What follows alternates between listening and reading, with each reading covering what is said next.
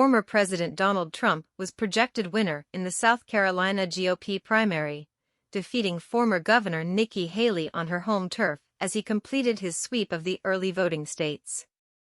These are 5 key takeaways from the contest. The race accelerates now.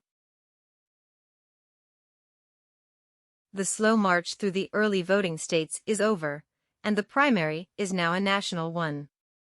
By March 12, 56% of the delegates to the Republican National Convention will have been awarded.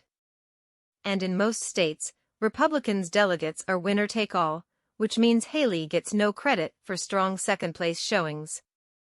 With Haley winless so far, the finish line, 1,215 delegates necessary to clinch the nomination, could be in sight for Trump within weeks. Trump dominates the GOP establishment, again. In case it wasn't clear when he won the nomination in 2016, became president, ran all but a select few Republican critics out of office or the party, then stormed into the 2024 race despite facing multiple indictments, the GOP belongs to Donald Trump.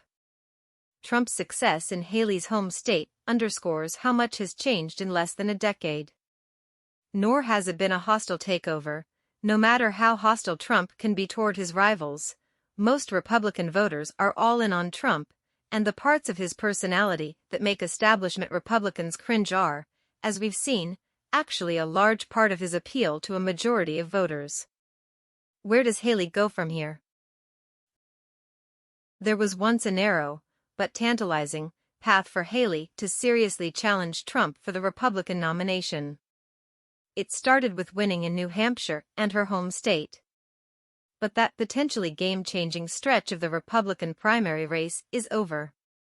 Following Saturday's projected loss, Haley's campaign announced a swing through Michigan, Minnesota, Colorado, and Utah starting Sunday, and she's also spending money on advertising targeting Super Tuesday states.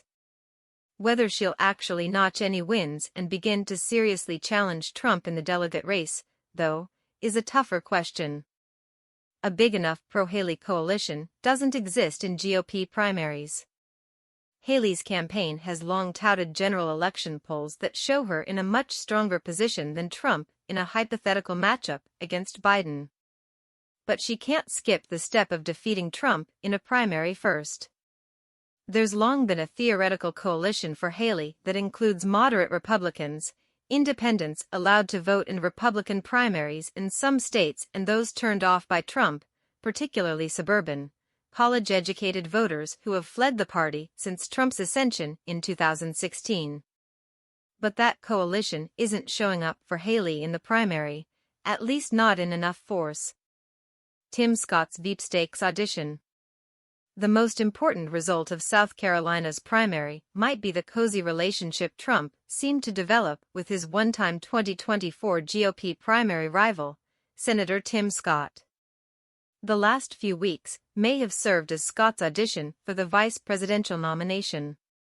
He campaigned with Trump, appeared alongside him in a Fox News town hall and other interviews, and urged Haley, who appointed him to his Senate seat when she was governor, to get out of the race.